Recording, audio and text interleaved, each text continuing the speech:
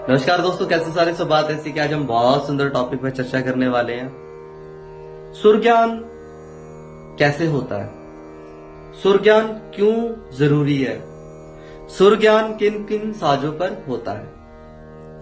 आज मैं इसी टॉपिक पे चर्चा करने वाला हूं। कीबोर्ड पर, रबाब पर, हारमोनियम पर, दिलरुबा पर, सितार पर, संतूर पर, मैंडोलियन पर, गिटार पर, वायलिन पर, ये सारे सुर वाले साज हैं। इनमें से कोई स्ट्रिंग इंस्ट्रूमेंट है ना, कोई शुशिर इंस्ट्रूमेंट है, मतलब कि तारों वाला साज है, कोई फूंक वाला है ना। पर सुर ज्ञान होना बहुत जरूरी है। जब तक इंसान को सुर ज्ञान नहीं होता ना, इंसान भटकता रहता है, डिस्टर्ब होता रहता है। क्योंकि सुर ज्ञान वो चाबी है, जब तक ताला खुलेगा नहीं तब तक साज नहीं बजता। अब सुर ज्ञान होता कैसे है वो बता रहा हूं। ये एक्सपेरिमेंट कर लेना। जब तक आप ये एक्सपेरिमेंट करोगे नहीं ना, तब तक सुर ज्ञान नहीं होगा। सबसे पहले राग सीखो, कॉर्ड सीखो, बड़ा ख्याल सीखो, छोटा ख्याल सीखो, तराना सीखो। फिर नोटेशन विधि से गाना निकालना सीखो। ऐसे करने से ना आपको सुरों की समझ होनी शुरू हो जाएगी। फिर आप गाना चलाकर सुर मिलाना सीखो।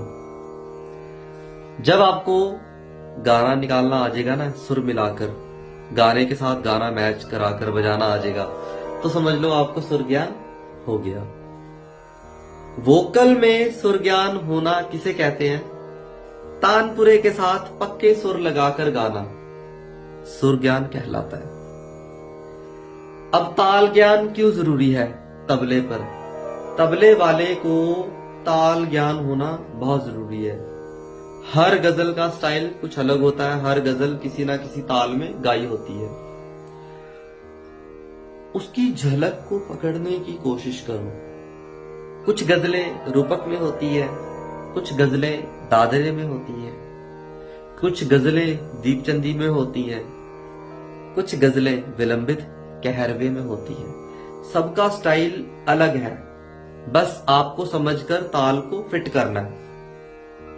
मतलब ठेका रखना है, लगी लगानी है, कायदा लगाना है, पलटा लगाना है, तिहाई लगानी है। मतलब कि गायक के अकॉर्डिंग तबला मिलाकर बजाना है और आपने तबले के साथ खेलना है।